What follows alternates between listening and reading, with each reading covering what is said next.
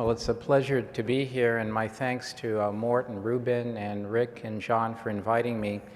I had the privilege of also caring for Bruce along with Mort, and truly he was an outstanding individual who really wanted to see an end to this disease. And I think, his vision and want is very much being recognized as a result of tremendous progress in our ability to understand the genome as well as biology of this disease.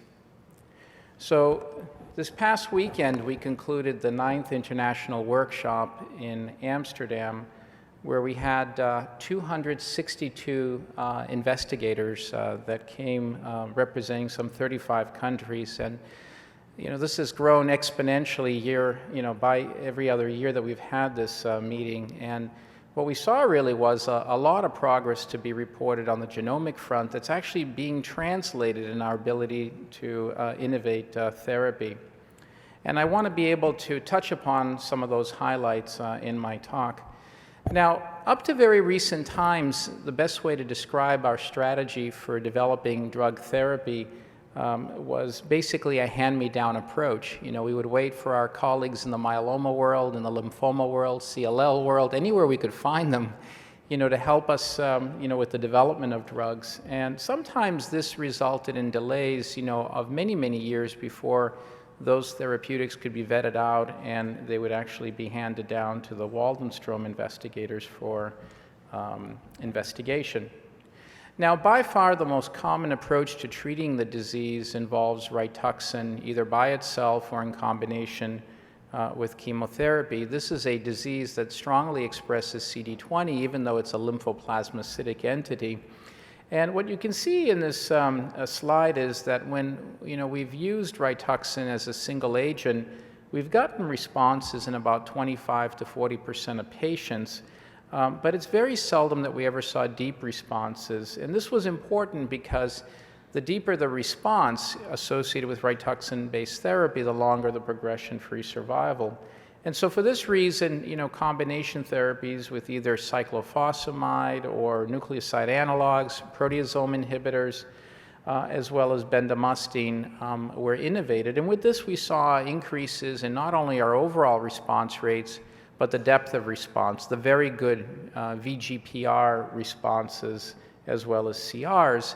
And this translated into improvements in time to progression, with upwards to 4 to 5 years now being recognized with these combination therapies. Now, the problem is that when you borrow things from other people, you sometimes end up with problems that you didn't anticipate. And that's the problem with developing drugs in Waldenstroms, is that sometimes we see undue side effects that would not have been predicted.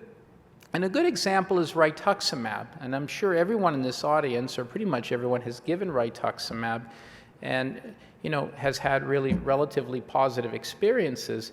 But in Waldenstrom's patients, up to half of these individuals can undergo this IgM flare, and it can be quite sudden that the IgM levels go up. And if you have somebody who either has morbidity associated with the IgM, we're talking about IgM-related neuropathy or cryoglobulins or cold agglutinins, those things become worse. And if their IgM level is high, above 4,000 typically milligrams per deciliter, and you give them Rituxan and they flare, then you can also prompt those people into symptomatic hyperviscosity crisis. Now, the other problem with Rituxan is that much like CLL, Rick and I have become very good friends because as time has gone on, we've realized how close Waldenstrom's is to CLL. You see very much that baseline hypogammaglobulinemia when patients are diagnosed. And if you give them, B-cell depleting agents, these patients become hypogammaglobulinemic. And so infections and IVIG become part of the lexicon of caring for these patients. And then something that's very unusual compared to the other lymphomatous diseases is this high intolerance rate. And we're not seeing this at time of first or second infusion, which is typical. This is something that settles in, a few cycles into induction or maintenance therapy, that the patients become, allergic or intolerant to the Rituxan. And in some of those cases, a switch over to ofatumumab, to a fully human CD20 molecule, seems to overcome this. But it's quite interesting that these patients have this high intolerance problem. Nucleoside analogs also used to be the mainstay of therapy for the disease, but what is very interesting about Waldenstrom's is this high rate of transformation as well as AML and MDS that we see with their use. IMiDs, particularly thalidomide, has also been vetted out, but peripheral neuropathy is a problem. And the same is also true with proteasome inhibitors, with bortezomib in particular, that we see a higher peripheral neuropathy incidence than we see even in myeloma or mantle cell lymphoma. So this was at least the impetus for why we needed to develop novel approaches to treating this disease. And really the break came with the whole genome sequencing of this disease. And what was discovered was these highly prevalent mutations in the MYDB8 gene. Now, this is a gene that's also been reported to be mutated in other B-cell malignancies, including ABC-DLBCL.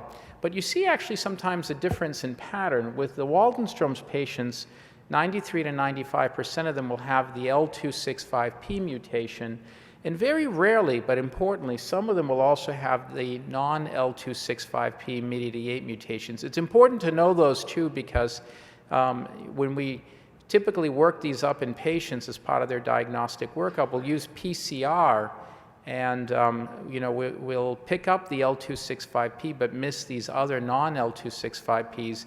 And as time has gone on, we're recognizing that not only does this have a prognostic significance, MYDB8 is a good thing if you're mutated. If you're not mutated, it's not a good thing if you're that small percentage that isn't.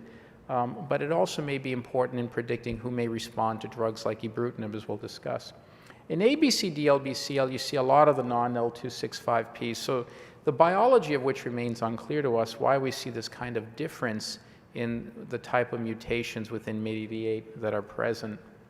Now, what is central to these MYDB8 mutations is that they activate NFKB, and this was shown in work by Lou Stout's group as well as our group in Waldenstrom cells. And the actual signaling pathway that leads to NFKB activation has been a subject of intense investigation in our laboratory. And I just want to summarize what we have found. So MYD88 is an adapter protein. It actually signals for toll receptors, and toll receptors are sensors for infection. They pick up bacterial as well as viral particles. But MYD88 also signals for interleukin-1, so it also signals for an inflammatory pathway. And when these receptors in the normal sense are triggered, MYD88 actually dimerizes and forms this complex. Now, if you have the mutation, you no longer depend on the receptor to do the triggering. The MYD88 molecule, the MYD88 mutated molecule, autodimerizes and it signals. And the two pathways that signal for NF-kappa-B are these molecules known as the Iraq molecules, as well as, here's the Iraq right there, as well as Bruton's tyrosine kinase. And this was discovered in my laboratory thanks to the very, very hard work of Guang Yang shown here. Now, what is also important to recognize as part of this signaling pathway is that once NF-kappa-B transactivates the nucleus, it does a couple of interesting things. It upregulates these two molecules, interleukin-6, that's a major growth and survival protein, but it also upregulates HCK, or hematopoietic cell kinase. This is a Sark family member. And what you see here is that this molecule transactivates a bunch of very important growth and survival proteins. It activates Bruton's tyrosine kinase, and it's that activation that allows it to engage MYD88 and start this cycle all over. But it also affects the PI3 kinase AKT pathway as well as ERK. And if you knock down HCK or you poison it by using a toolbox kinase inhibitor, these pathways shut down and the cells that are dependent on MYD88, Waldenstrom's as well as ABC-DLBCL cells, begin to die. And HCK's activation is dependent on the interleukin-6 that's also stimulated by the MYD88, as well as by potentially microenvironmental interleukin-6 activation. Now, the second most common mutation that we discovered in Waldenstrom's, and this was thanks to the work of Zachary Hunter in our group, who went back and reanalyzed all our whole genome data, is mutations in CXCR4. This is an important gene that's important for homing of cells to the bone marrow. And you see CXCR4 dysregulation in a vast majority of, a lot of different tumors. But Waldenstrom's appears to be interesting in that it actually has a mutation, an activating mutation. And the mutation involves the C-terminal domain of the molecule. And some of you may be familiar with this syndrome called WM syndrome, individuals that are actually born with a germline defect in the C-terminal domain, whereas in Waldenstrom cells, it's an acquired defect that's present in the Waldenstrom cells. And what it does is it actually traffics the Waldenstrom cells to the bone marrow. And actually, we've now described over 30 different types of mutations involving the CXCR4. What is important to recognize is that this mutation promotes drug resistance. And Ibrutinib is one of the drugs that's associated with drug resistance because of the CXCR4 mutation. Now, with this in mind, we wanted to evaluate the potential of using a BTK inhibitor in Waldenstrom's, and at the same time, be able to look at the genomics that might actually predict for response as well as predict for resistance. So for that reason, we looked at both MYDB8 as well as CXCR4 mutations. This was a trial that was done with our colleagues Ranjan Advani at Stanford and here in New York with Leah Palumba. Rick was very kind to also contribute patients for this study. And these were actually, fairly sick patients. The median prior therapies was 2. Median bone marrow involvement was 60%. And with this, the patients went into the Ibrutinib trial. This was single agent using the 420 milligram dose. And actually, by the time they came back 4 weeks later to be evaluated, many of them were already in a response. And what we saw, in fact, was these almost immediate improvement in hemoglobin, something that we didn't see, with many of our trials beforehand. And the best IgM response went from 3,500 down to 880 for the entire cohort, and the best hemoglobin response, we saw an improvement by almost 3 points in their hemoglobin. Now, what's interesting is that we saw these improvements in patients, including patients that showed no difference in their bone marrow.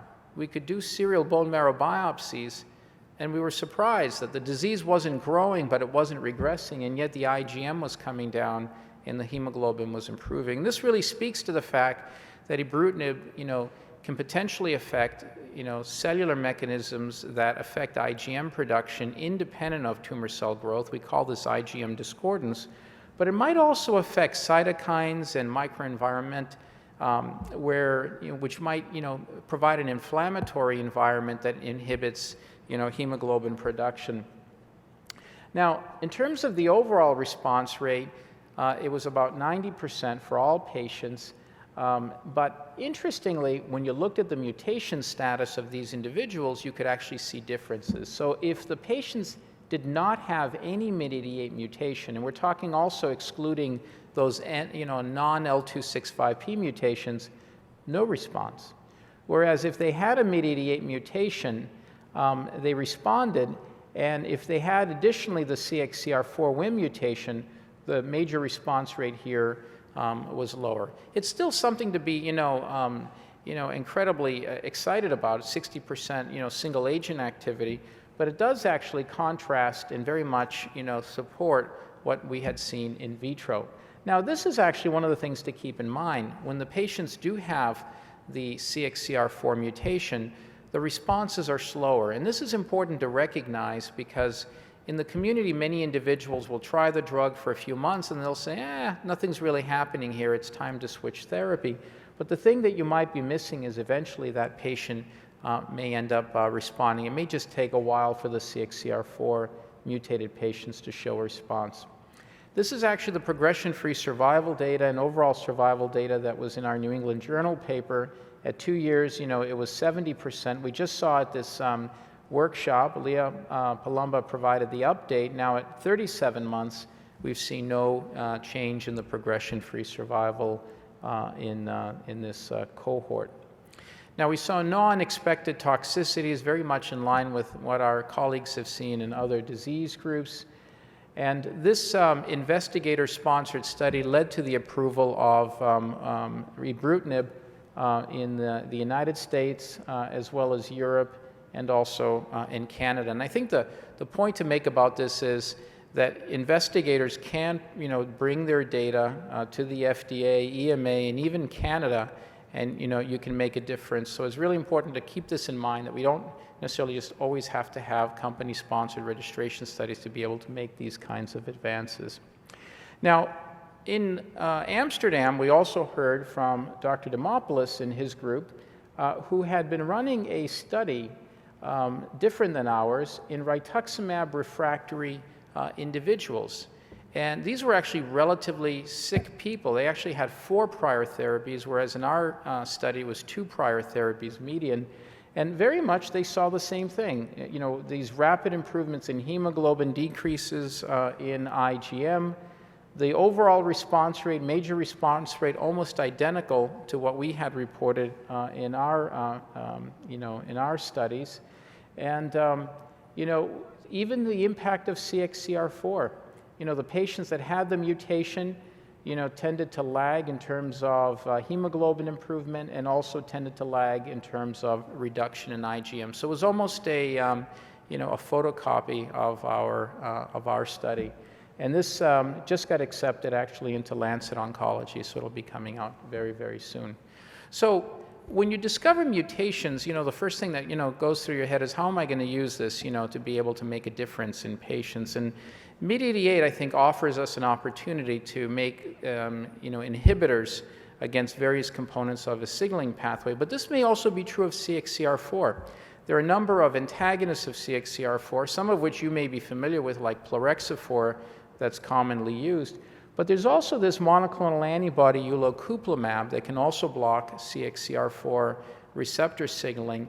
And so we have a trial now that we're planning on going forward with, using ulocuplimab along with Ibrutinib, and this is something that's been supported and funded by the Leukemia Lymphoma Society for Development.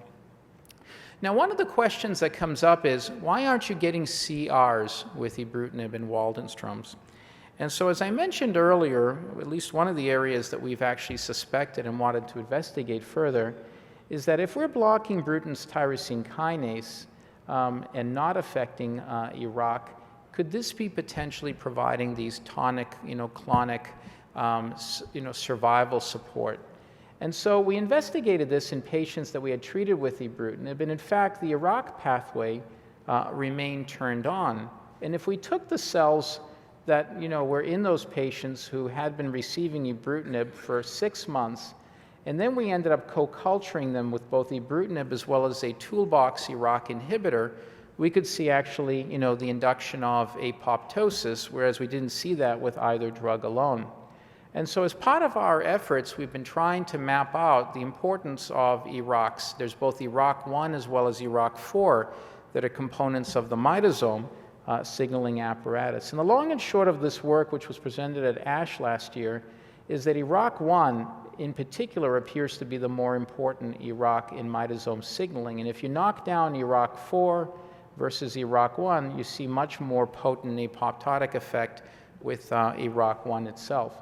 So as part of our efforts, we've actually been trying to manufacture very potent Iraq1 inhibitors. And this has actually been a very nice success story because most of the Iraq inhibitors that are, have been made have been targeting Iraq4. And in fact, what you can see here is a very, very, relatively clean compound targeting Iraq1 as a result of these medicinal chemistry efforts. But in combination with Ibrutinib, whether it's a Waldenström cell line that's MYDB8 mutated or an ABC-DLBCL cell line that's mutated, you in fact see synergistic increase in tumor cell killing. So one of the strategies that we see going forward is the ability to advance Ibrutinib therapy in MYDB8 mutated tumors by the addition of an Iraq inhibitor. Now, one of the areas that also was of great excitement in Amsterdam was, acquired resistance mechanisms associated with Ibrutinib. And I just want to share this story with you because it's quite interesting. I think many of you are familiar with the fact that one of the ways that patients become resistant to Ibrutinib is by acquiring a mutation in the cysteine 481 site. This is where Ibrutinib is supposed to bind. In Waldenstrom's patients, we actually see mutations in the C481 site as well. But within individual patients, we actually see multiple mutations at that site, which is in contrast to what's been reported in CLL individuals. And even if you add all these up, they still represent a minority of the clone, but yet they're able to exert almost a fully clonal signature. What's also interesting is that the few patients who we've seen these mutations in are also individuals that have the CXCR4 mutations. So this may speak to the fact that these individuals may have an underlying genomic defect that predisposes them to these multiple mutations.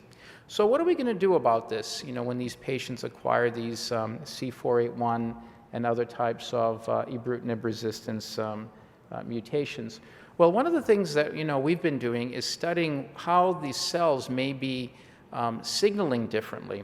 And this was work that was also presented in Amsterdam, but will be completely shown at ASHA this year. And I just want to touch upon the fact that the important discovery that came out of this work is that the C481 mutations actually shift the signaling of cells in the presence of Ibrutinib towards ERK. And ERK is a very powerful survival pathway.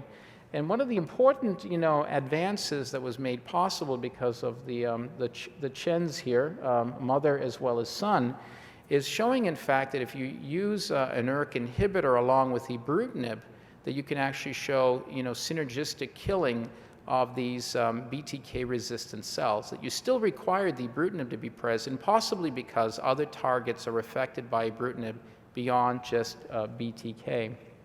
The other important area for us to also get excited is the importance of HCK inhibitors. And as part of our medicinal chemistry efforts, we've been synthesizing very potent HCK inhibitors. And why these are particularly exciting is because they might overcome BTK mutations by shutting down the ability to actually activate Bruton's tyrosine kinase. And here's a toolbox compound. This is actually one of the newer drugs that we've manufactured.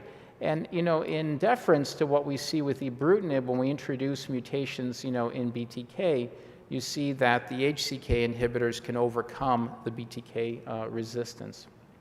So other drugs that are also very excitingly being developed as we speak include proteasome inhibitors that actually are divested of neuropathy potential.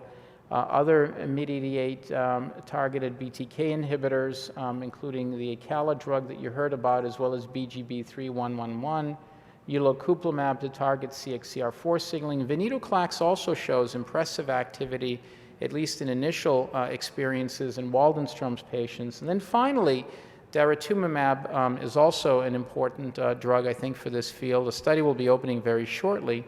But the Waldenstrom's clone also expresses CD38. So how are we going to use this genomic information to care for our patients? Because at the end of the day, this is what it's all about. Well, I think knowing the MYD88 and CXCR4 mutation status, provide us an opportunity to try to make rational approach to treating individuals with Waldenstrom.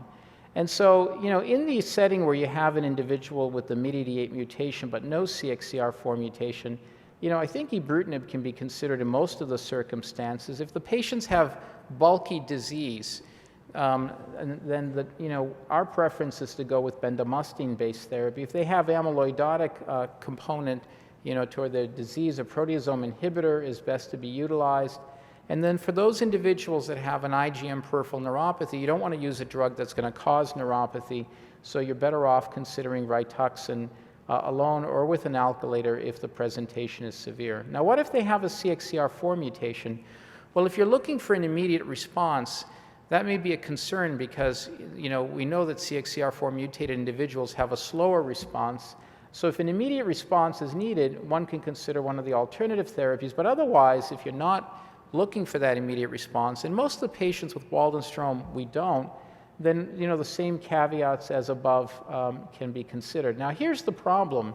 It's these MYD88 wild type individuals because their survival is poorer than the MYD88 mutated individuals, and we still don't know what's wrong with these individuals. We don't have any idea about what their basic, genomic problems are. But we do know that bendamustine as well as bortezomib-based therapy is effective in this population and can be considered. In terms of the salvage therapy of Waldenstrom's, I think the only thing to keep in mind is that if something worked the first time and you got at least a 2-year response out of it, you can go back and consider it. And there are a number of options for you to consider in terms of alternative therapeutics. But just a couple of things to keep in mind, that in the individuals that have had multiple prior therapies, everolimus is active. It targets PI3 kinase AKT. We can consider nucleoside analogs in the non-autotransplant candidates. Autotransplant can be considered in chemosensitive patients. And then in all these settings, we consider maintenance rituximab or ofatumumab if the patients are intolerant. So just to summarize, all the exciting news in this disease, we have now at least 2 very prominent mutations in MYDB8 and CXCR4. Much of the signaling has now been worked out, and this has actually allowed us now to rationally develop drugs for the disease. It's important to keep in mind that these mutations might also have a predictive function in terms of choice of therapy. It's also important to keep in mind that when mutations do develop, that there's now signaling that we can actually target in terms of being able to overcome ibrutinib resistance. And just in conclusion, I just want to thank all my co-investigators for their help, the various foundations that have provided funding, including Peter Bing, as well as the Waldenstrom's Foundation and the Leukemia and Lymphoma Society. And with that, I'll conclude, and thank you very much for your kind invitation to be here today.